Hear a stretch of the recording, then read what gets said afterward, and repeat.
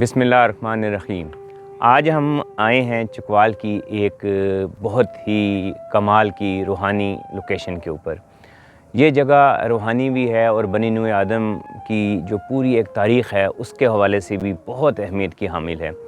یہاں پر حضرت نوح علیہ السلام کے جو بیٹوں میں سے ایک بیٹے تھے حضرت حام علیہ السلام، ان کی قبر مبارک کی نشاندہی بتائی جاتی ہے۔ آج اس حوالے سے ہم آپ کے ساتھ اس کی ایک پوری ریسرچ بھی شیئر کرنے جا رہے ہیں۔ ان شواہد کی تناظر میں اگر ہم دیکھیں تو کتنا ممکن ہے کہ ان کی قبر یہاں پر، ان کے صاحبزادے کی قبر یہاں پر ہونا ممکن ہے۔ انسانی تہذیب کا ابتدائی سفر جن علاقوں سے شروع ہوا ان میں پاکستان کا علاقہ بھی شامل ہے، اور جو پاکستان کا تہذیبی سفر ہزاروں سال پرانا کہا جا سکتا ہے۔ پاکستانی سرزمین کے اندر انمول خزانے دفن ہیں۔ ان خزانوں میں ضلع چکوال اور جہلم کے بارڈر کے ایک گاؤں روال میں کوہ نمک کے پہاڑوں کے سائے تلے حضرت نوح علیہ السلام کے بیٹے حضرت حام علیہ السلام کی 78 فٹ لمبی قبر بھی موجود ہے، جو اللہ کے نبی تھے اور ہندوستان میں بسنے والی قوم دراوڑ کے جد امجد بھی کہے جاتے ہیں۔ اس قبر کے بارے میں سب سے پہلے انکشاف گجرات کے ایک قصبہ گلیانہ کے رہنے والے معروف صوفی بزرگ اور کشف القبور پر عبور رکھنے والے حافظ محمد شمس الدین کلیانوی نے 1891 یعنی تقریباً 150 سال قبل کیا، اور انہوں نے اسی وقت اس قبر کو پختہ کروایا تھا۔ حافظ شمس الدین نے اپنے قلمی نسخے انوار الشمس میں اس مزار مبارک کو بہت بابرکت قرار دیا ہے۔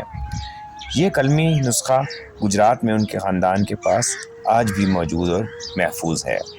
اس سے پہلے کہ وہاں کے بارے میں مزید بات کی جائے، طوفان نوح اور خطۂ پوٹھوہار کے بارے میں جان لیا جائے کہ اس کی تاریخ کیا کہتی ہے، اور کیا یہ ممکن ہے کہ جہاں حضرت نوح علیہ السلام کے بیٹے حضرت حام علیہ السلام کی آمد ہوئی ہوگی۔ اس بارے میں تاریخ دان بتاتے ہیں کہ خطۂ پوٹھوہار کی تہذیب زمین پر جانداروں کے ابتدائی زندگی کے بارے میں سب سے اولیت رکھتی ہے۔ چین، پوٹھوہار اور فرانس کے کچھ علاقے دنیا کی قدیم ترین تہذیبیں کہلاتے ہیں، اور ان میں سے پوٹھوہار کے بارے میں کہا جاتا ہے کہ یہاں سب سے پہلے انسان نے آسمان کو دیکھا، یعنی اس سے قبل وہ بڑے جانوروں کے خوف سے غاروں میں چھپا رہتا تھا۔ پوٹھوہار کے غاروں سے جو انسانی ہڈیاں ملی ہیں، تحقیق کے مطابق وہ لاکھوں برس پرانی ہیں۔ اس وقت انسان گوشت نہیں کھاتا تھا، روشنی سے گھبراتا اور رات کو جنگلی پھل توڑ کر پھر غاروں میں واپس بھاگ جاتا تھا۔ اس وقت انسان کا قد اتنا لمبا ہوتا تھا کہ وہ آسانی سے درختوں سے پھل توڑ لیتا تھا۔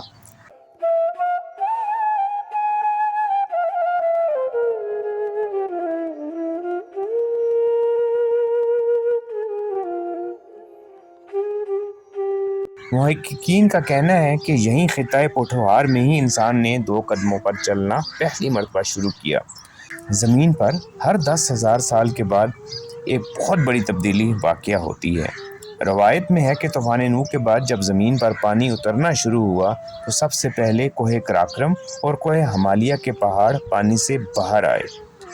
طوفان نوح کے بعد ہی زمین کی نئی فارمیشن کی گئی اور اس کے مطابق بر اعظم وجود میں آئے۔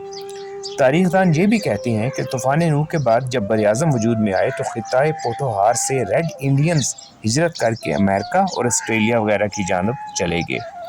پوٹھوہار کسی دور میں سمندر کے کنارے پر واقع تھا، اور دنیا کا سب سے پہلا اور سب سے بڑا دریائے سواں بھی یہیں سے گزرتا تھا، جو بعد میں شدید زلزلوں کے باعث ختم ہوا اور نئے دریائے سندھ اور دریائے جہلم وغیرہ وجود میں آئے۔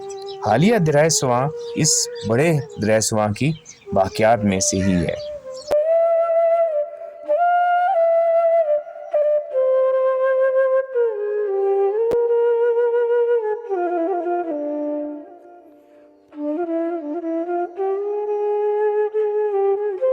حضرت نوح کے بیٹے حضرت حام کے حوالے سے تاریخ دان کہتے ہیں کہ یہ بات قرین از قیاس ہے کہ حضرت حام یہاں آئے ہوں، کیونکہ طوفان نوح کے بعد دنیا سے سب کچھ ختم ہو گیا، اور جب حضرت نوح اور ان کے بیٹوں نے دوبارہ زمین پر قدم رکھا تو انہوں نے مختلف علاقوں کا رخ کیا۔ ہو سکتا ہے کہ حضرت حام علیہ السلام یہاں آباد ہو گئے ہوں۔ دراصل اتنی قدیم تاریخ کے حقائق ہمیں کہیں نہیں ملتے۔ बल्कि तारीख दान भी बाज़ चीज़ों के बारे में क़ियास आराइयाँ करते नज़र आते हैं। फिर साइंसी तहकीक इस हवाले से मावनत करती है। जैसे पोठोहार के गारों से निकलने वाली इंसानी हड्डियों से ये बात साबित होती है कि सबसे कदीम इंसान इसी इलाके में पाए जाते थे और इंसानी इर्तिका समेत ज़िंदगी के इर्तिका के तमाम मराहिल भी इसी इलाके में वक़ूअ पज़ीर हुए। क्योंकि अगर हम देखें तो हज़ारों किलोमीटर के तवील पहाड़ी सिलसिलों के बाद जो मैदानी इलाका शुरू होता है, उसकी बिल्कुल बाउंड्री, यानी जिसके बाद फ़ौरन मैदानी इलाका शुरू हो जाता है, उसकी बाउंड्री में पोठोहार का ये इलाका भी शामिल होता है। यानी आप यूँ कह सकते हैं कि तूफ़ान नूह के बाद जब सबसे पहले खुश्की का अगर वो ख़ित्ता या इलाका बनता था तो बिल्कुल यही इलाका बनता जहाँ हज़रत हाम अलैहिस्सलाम की कब्र की निशानदेही की जाती है। इसलिए कुछ भेद नहीं है कि हज़रत नूह के बेटों में से कोई ना कोई इस जानब आबाद हो गया हो।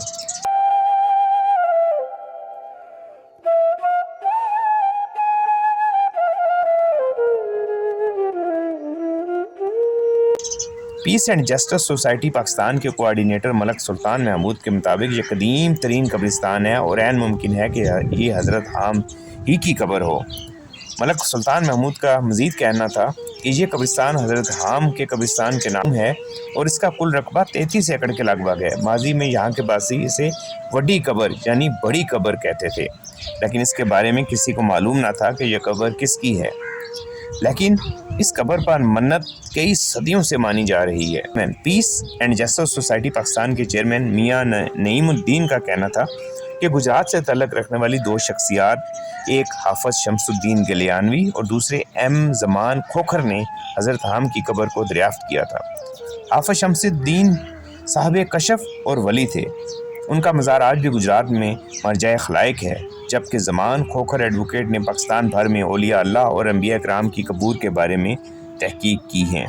कशफुल कबूर का इल्म बहरहाल मौजूद है और ये अल्लाह पाक सिर्फ़ अपने ख़ास बंदों को अनायत करता है। हज़रत हाम अलैहिस्सलाम की कब्र के पास एक चश्मा बहता है जो कि पहाड़ से निकलता है और पूरे इलाके को सैराब करता है। यहाँ बहुत घना जंगल भी है और एक कच्चा रास्ता मज़ार तक पहुँचता है। यहाँ जंगली जानवरों की बहुतात है। हज़रत हाम अलैहिस्सलाम के हवाले से मज़ीद कई रिसर्च भी मुयस्सर आती हैं। कहा जाता है कि आपकी रंगत ज़्यादा गंदमी बल्कि स्याही माइल थी और आप ही से स्याह फाम नस्ल का सिलसिला शुरू हुआ, जिनकी इब्तदाई जो जगह पता चलती हैं वो सिंध का इलाका है।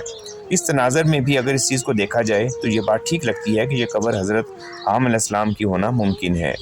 इंसान की अगर इब्तदाई तारीख़ पर गौर करें तो उनके ठोस सबूत हमें बामुश्किल ही मुयस्सर आते हैं।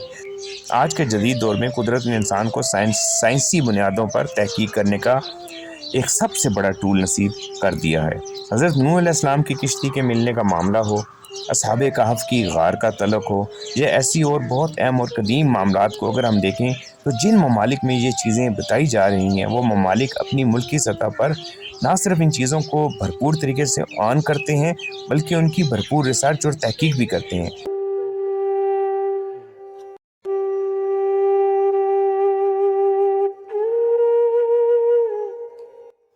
यहाँ अगर आप देखें तो ये वो ऐन जगह है जहाँ पे सैकड़ों हज़ारों मील के तवील पहाड़ी सिलसिले हिमालय और कराक्रम से शुरू होने वाले यहाँ आकर एक मैदानी इलाके में तब्दील हो जाते हैं और फिर ये मैदानी इलाका हज़ारों मील समुद्रों तक चला जाता है। तो ये बड़ी मुनफरिद जगह है तूफ़ान नूह के हवाले से।